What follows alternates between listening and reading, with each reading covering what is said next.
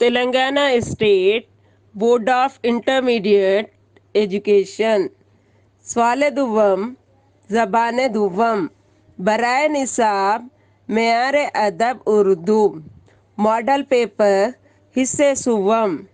Doctor Ayesha Siddiqua, Urdu lecturer, M A, M Phil, P H D, M government junior college for girls, Nampally, Hyderabad. میرے عزیز طلباء و طالبات، السلام علیکم ورحمۃ اللہ وبرکاتہ. ماڈل پیپر حصہ سوم ہے جو 3 سیکشنز پر مشتمل ہے. Section number 7، section number 8، section number 9. Section number 7 سے 2 سوالات حل کرنا ہوگا جس کے 6 نشانات ہیں. اسی طرح سیکشن نمبر 8 کے بھی 2 سوالات حل کرنا ہے جس کے نشانات 6 ہیں. سیکشن نمبر 9 میں 5 سوالات دیے گئے ہیں جو ایک لفظ یا ایک جملے کے جو حل کرنا ہے جس کے مارکس بھی 5 ہیں. آئیے سیکشن نمبر 7 پڑھیں گے. سیکشن نمبر 7، مندرجہ ذیل میں سے کسی 2 سوالوں کے جواب 5 سطروں میں لکھیے. سوال نمبر 1، فیض احمد فیض کے کلام کی خصوصیات لکھیے. جواب ہے، فیض احمد فیض اردو کے مشہور شاعر گزرے ہیں. وہ بنیادی طور پر ایک رومان پسند شاعر تھے، لیکن ان کی شاعری میں ترقی پسند خیالات کی جھلک بھی دکھائی دیتی ہے. اسی لیے ان کی شاعری میں رومان پرستی اور حقیقت پسندی کا حسین امتزاج ملتا ہے. نقش فریادی، دست صبا اور زندہ نامہ ان کے شعری مجموعے ہیں. سوال نمبر 2، فیض نے نظم پہلی سی محبت میں زندگی کے کن مسائل کا ذکر کیا ہے؟ اس کا جواب ہے، فیض نے نظم پہلی سی محبت میں زندگی کے کئی مسائل کا ذکر کیا ہے. فیض ترقی پسند تحریک سے جڑ گئے تھے، اسی لیے انہوں نے اپنی نظم میں غلامی کی صعوبتوں، سرمایہ داروں کے ظلم، حکومت کا رعایا سے سلوک، زمانے کے حالات، کمزور انسانوں پر ظلم اور بیمار لوگوں کا ذکر اپنے محبوب یا وطن سے کر رہے ہیں. فیض احمد فیض کی تعلیمی قابلیت کے بارے میں آپ کیا جانتے ہیں؟ جواب ہے، فیض بچپن سے ہی ذہین تھے. 4 برس کی عمر میں قرآن حفظ کیا. عربی اور فارسی کی تعلیم مولوی ابراہیم سے حاصل کی. ہائی اسکول اور میٹرک کے بعد انگریزی اور فارسی سے ایم اے کی. انگریزی کے استاد کی حیثیت سے ملازمت کی. دوسری جنگ عظیم کے دوران فوج میں بھرتی ہو گئے. سوال ہے، فیض اپنے محبوب کے حوالے سے کن اہم نکات کو بیان کرتے ہیں؟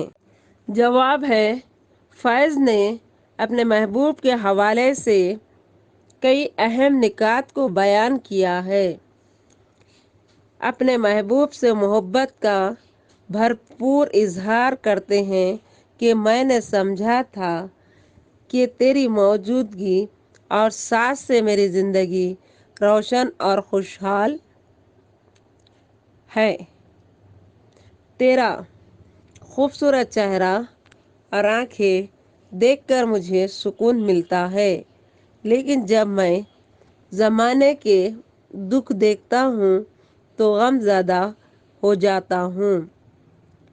تیرے حسن کو دیکھ کر مجھے سکون ملتا ہے، لیکن اگر میں ضرورت مند لوگوں کی مدد کروں تو وہ سکون کا الگ ہی مزہ ہے۔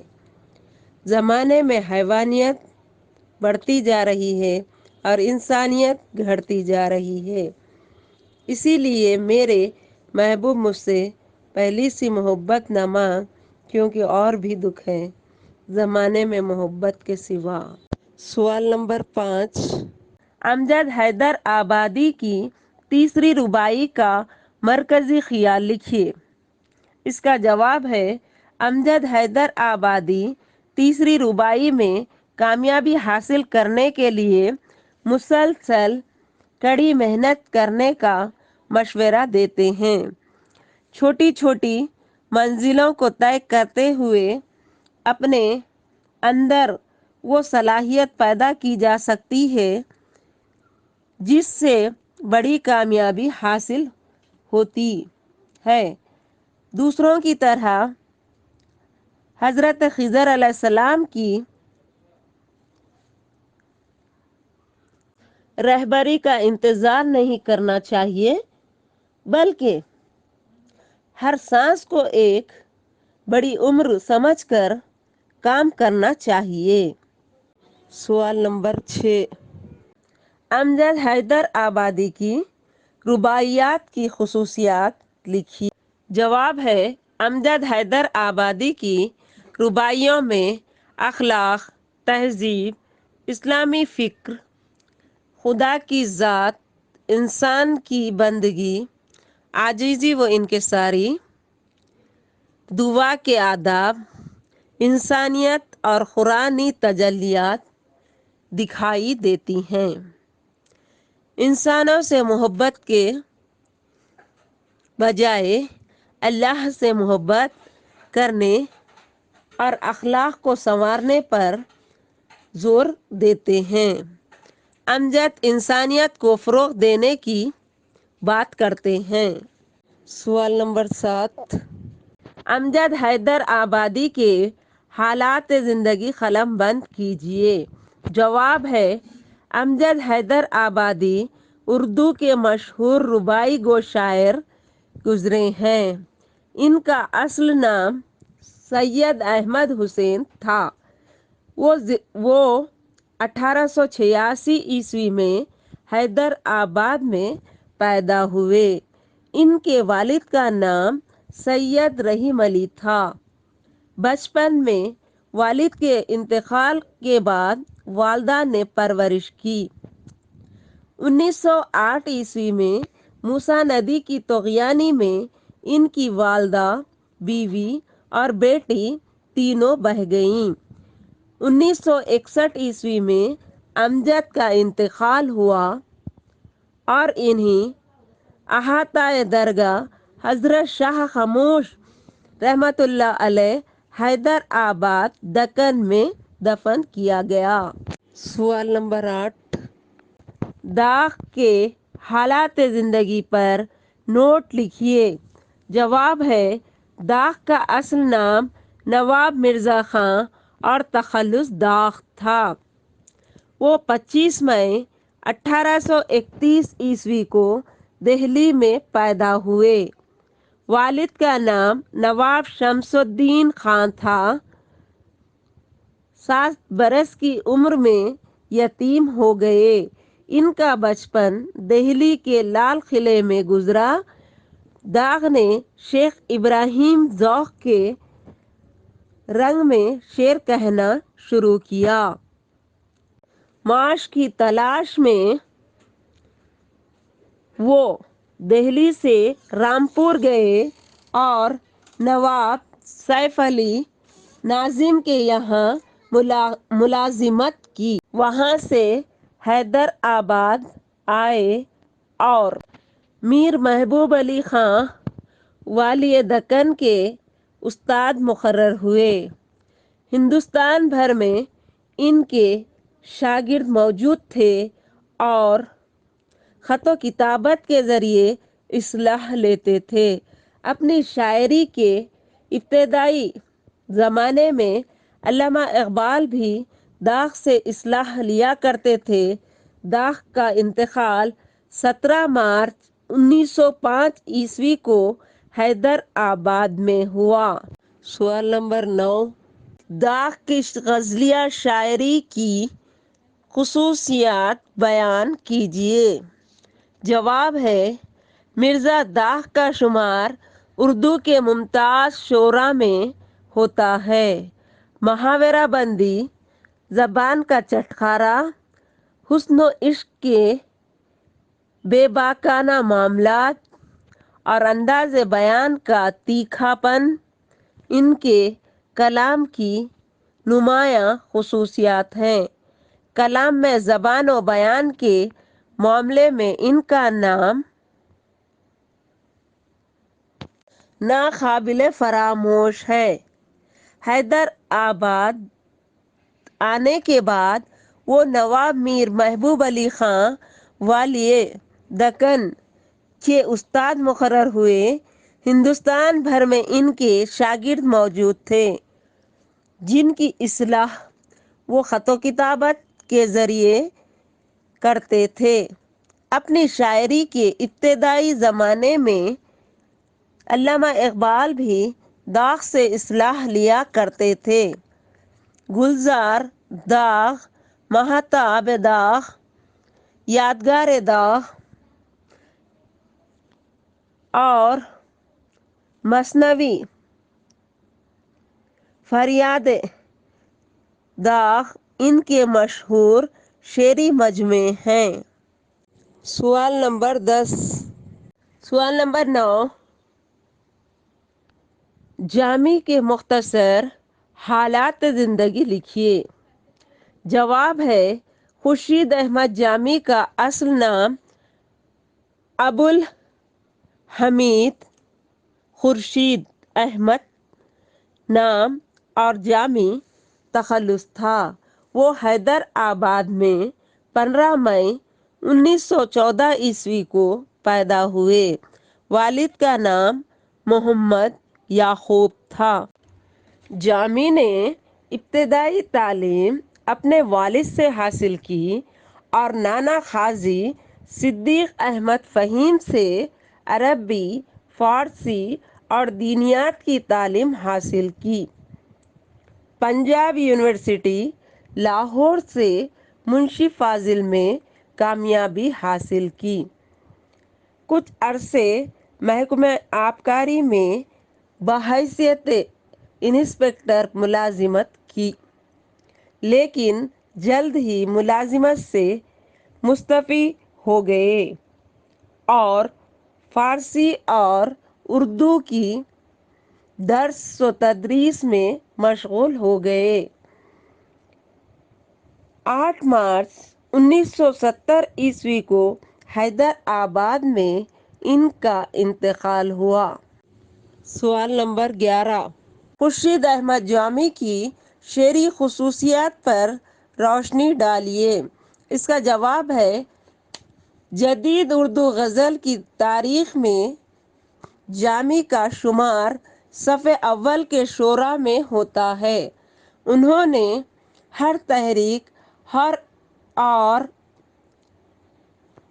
اور ادبی روایت کا استقبال کیا، لیکن حیات و کائنات کو اپنی نظر سے دیکھا اور اپنے اسلوب میں ڈھالا۔ جامی نے زبان کو برتنے کا ایک سلیقہ دیا۔ ان کے جملہ 10 شعری مجموعے، 3 جاسوسی ناول اور ادب اطفال پر 2 کتابیں منظر عام پر آ چکی ہیں۔ شرار رخسار، سحر، یاد کی خوشبو اور برگ آوارہ ان کے مشہور و مقبول شعری مجموعے ہیں۔ جامی کو نثر نگاری پر بھی عبور حاصل تھا۔ انہوں نے جم کاربیٹ، رائڈ ہیگرو، تیرتھ رام فیروز پوری کے طرز تحریر سے متاثر ہو کر کئی کہانیاں اور جاسوسی ناول لکھے، جو شائع ہو کر کافی مقبول ہوئے۔ Section number 8۔ مندرجہ ذیل میں سے کوئی 2 سوالات 5 سطروں میں लिखिए। सवाल नंबर 1, मंजूर कौन था और इसको कौन सी बीमारी लाहक थी? इसका जवाब है मंजूर एक 10 साल का लड़का था जिसके मामूली चेहरे पर गैर मामूली कशिश थी।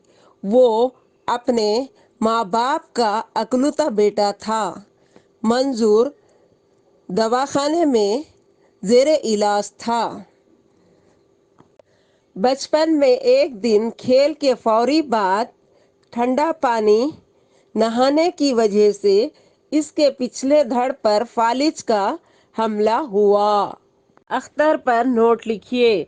जवाब है अख्तर एक यतीम लड़का है जिसके माँ बाप बचपन में ही गुजर जाते हैं। इसकी उम्र 20 साल है। इसे कोई ना कोई बीमारी लाहक रहती है। इसके अलावा दिल की बीमारी क्रोनरी थ्रोम्बोसिस बीमारी थी जिसमें दिल की रगें सूख जाती हैं। वो दवाखाने में जेरे इलाज होता है जहां मंजूर इसकी सेहत याबी के लिए दुआ मांगता है और वो ठीक हो जाता है। मंजूर क्यों दवाखाने से वापस घर जाना नहीं चाहता था? इसका जवाब है मंजूर इसीलिए दवाखाने से वापस घर जाना नहीं चाहता था क्योंकि वहाँ वो अकेला हो जाएगा। इसका बाप दर्जी की दुकान पर और माँ पड़ोस में काम करती थी, लेकिन डॉक्टर ने मंजूर को घर जाने की इजाज़त दे दी थी क्योंकि अब इसका इलाज नहीं हो सकता था। सवाल नंबर 4, मौलवी अब्दुल हक के बारे में आप क्या जानते हैं? जवाब है मौलवी अब्दुल हक उत्तर प्रदेश के ज़िले मेरठ के कस्बे हापोड़ के सरदा गांव में 20 अप्रैल 1870 ईस्वी को पैदा हुए। उनके वालिद सूबे पंजाब में मुलाजिम थे। इब्तदाई तालीम मुकम्मल करने के बाद अलीगढ़ से BA किया और मुलाजिमत के सिलसिले में हैदराबाद आए। यहाँ की कई ओहदों पर खिदमत अंजाम दी और उर्दू अदब में कई अहम कारनामे अंजाम दिए।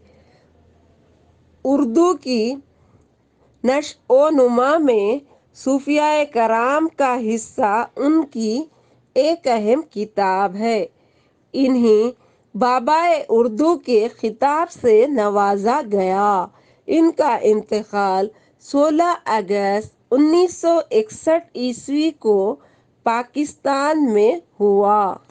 नामदेव माली कौन था? इसका जवाब है नामदेव एक माली था जो औरंगाबाद के मकबरे राबा दुर्रानी के बाग में काम करता था। वो पेड़ पौधों को अपनी औलाद समझता था और इनका पूरा ख्याल रखता था।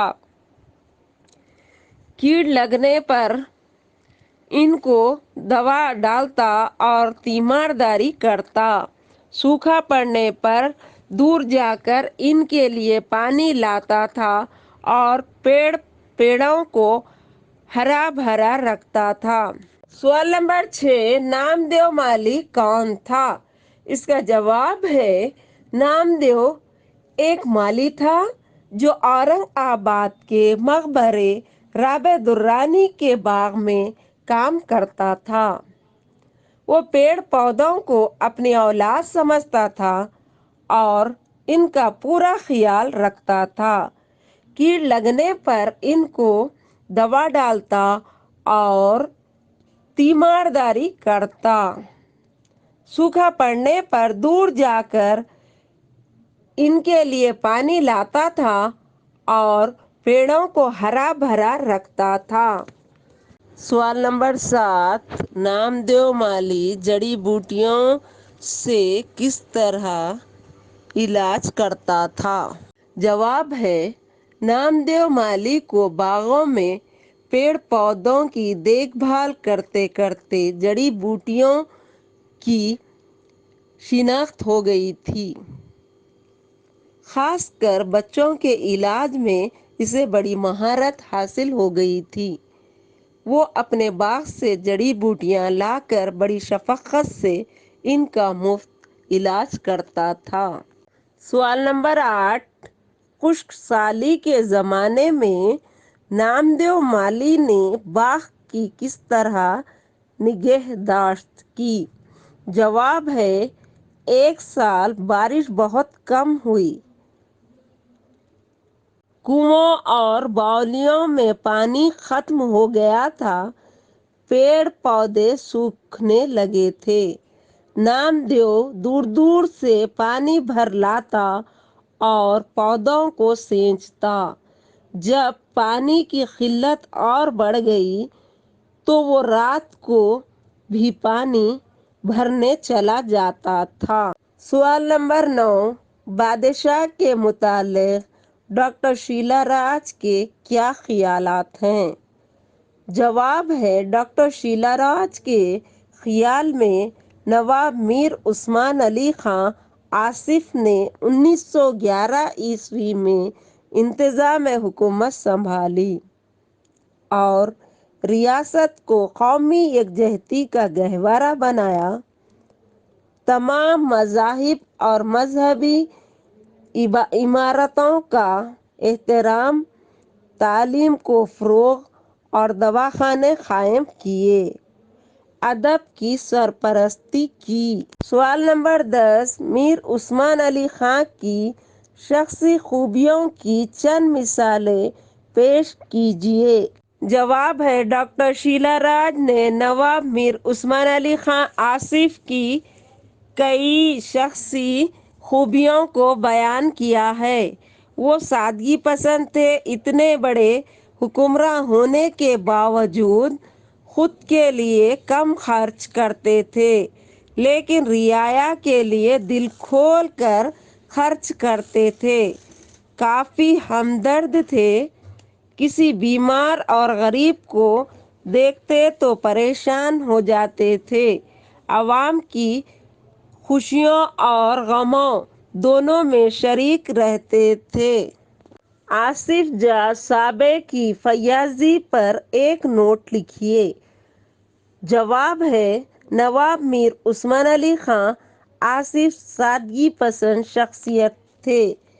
رواداری کے ساتھ ساتھ انہوں نے تمام مذاہب کے ماننے والوں کی دل کھول کر مدد کی، ساتھ ہی مذہبی عمارتوں کے لیے لاکھوں کی مالی امداد کی، تعلیمی اداروں کو قائم کیا اور شعراء اور ادیبوں کی بھی مدد کی۔ سوال نمبر 12، چکنائی کتنی طرح کی ہوتی ہے؟ مثالیں دے کر وضاحت کریں۔ اس کا جواب ہے، عابد معیز نے 2 طرح کی چکنائی کا ذکر کیا ہے، ایک نظر آنے والی اور دوسری نظر نہ آنے والی۔ چکنائی نظر آنے والی چکنائی تیل، گھی وغیرہ سے ملتی ہے اور نظر نہ آنے والی چکنائی بیجوں، خشک میووں وغیرہ سے ملتی ہے۔ سوال نمبر 13، چکنائی استعمال کرنے کے مختلف طریقے کون کون سے ہیں؟ جواب ہے، چکنائی استعمال کرنے کے مختلف طریقے ہیں: مسکا، گھی وغیرہ پگھل کر پھیل جاتے ہیں، انہیں پھیلنے والی چکنائی کہا جاتا ہے۔ یہ جسم میں کولیسٹرول کا اضافہ کرتی ہے۔ چکنائی کو تلنے کے لیے بھی استعمال کیا جاتا ہے، جس سے ہماری صحت کو نقصان پہنچتا ہے۔ سوال ہے، قدرتی چکنائیوں سے کون کون سی چکنائیاں تیار کی جاتی ہیں؟ اس کا جواب ہے قدرتی چکنائیوں سے تیل، گھی، مسکا وغیرہ تیار کیا جاتا ہے۔ اس کے علاوہ کچھ چکنائیاں بیجوں اور خشک میووں سے حاصل ہوتی ہے۔ یہ تمام چکنائیاں بیکری اشیاء کی تیاری میں استعمال کی جاتی ہے۔ سیکشن نمبر 9، مندرجہ ذیل سوالوں کے جواب ایک لفظ یا ایک جملے میں لکھیے۔ سوال نمبر 1، فیض کب اور کہاں پیدا ہوئے؟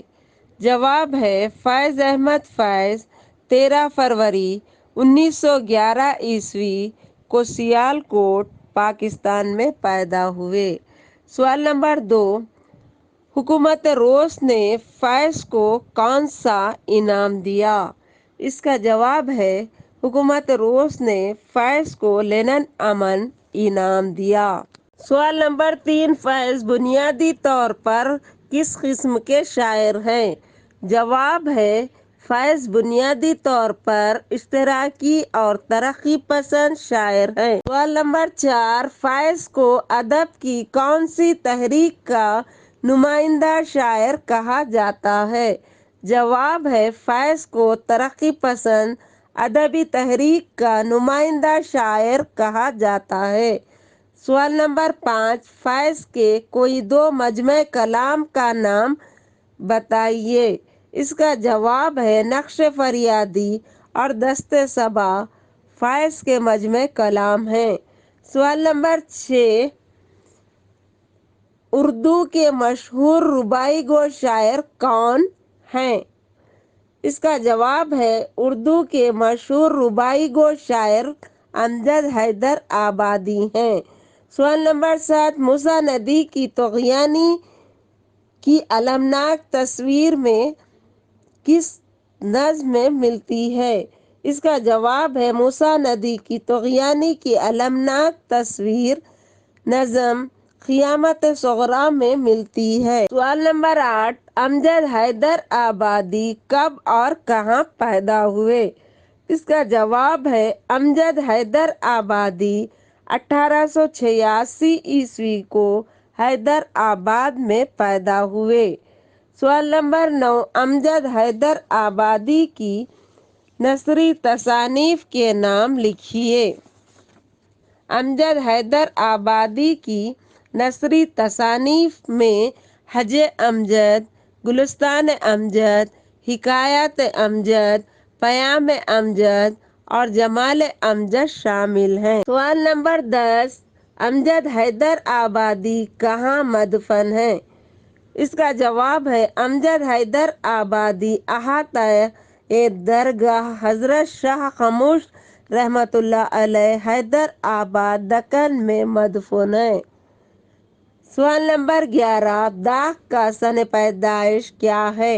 اس کا جواب ہے داغ 25 مئی 1831 عیسوی کو دہلی میں پیدا ہوئے۔ سوال نمبر 12، داغ کا اصل نام کیا ہے؟ اس کا جواب ہے داغ کا اصل نام نواب مرزا خان ہے۔ سوال نمبر 13، داغ کا انتقال کس سن میں ہوا؟